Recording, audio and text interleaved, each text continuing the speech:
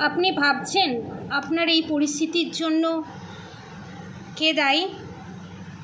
আপনি যে 7 of Wands, আপনি যে এত যুদ্ধ করছেন আপনার পরিস্থিতির সাথে এবং আপনার সাথে, আপনার জয় হবেই। স্বয়ং ভগবান আপনাদের পাশে আছে, স্বয়ং শিবশম্ভু আপনাদের পাশে আছে এবং আপনাদেরকে যে বাঁধন ক্রিয়া করে রেখে দিয়েছে আপনাদের শত্রু আপনার ওপরে এবং আপনার ভালোবাসার মানুষের উপরে, সেই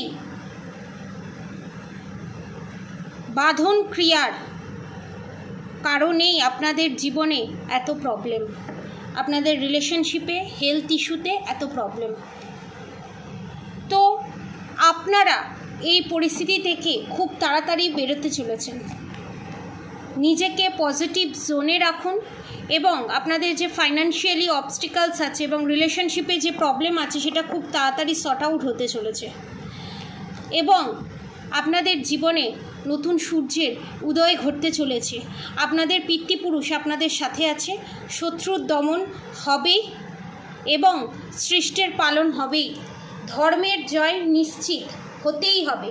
শত্রুকে নাশ করতে গেলে আপনাদেরকে স্ট্যান্ড নিতে হবে, নিজের বিরুদ্ধে হোক বা শত্রুর বিরুদ্ধে হোক। সত্যিটাকে সত্যি বলতে গেলে ভয় পেলে চলবে না, সত্যিটাকে সত্যি বলে অ্যাকসেপ্ট করতেই হবে, মুখের ওপর বলতেই হবে, প্রতিবাদ করতেই হবে।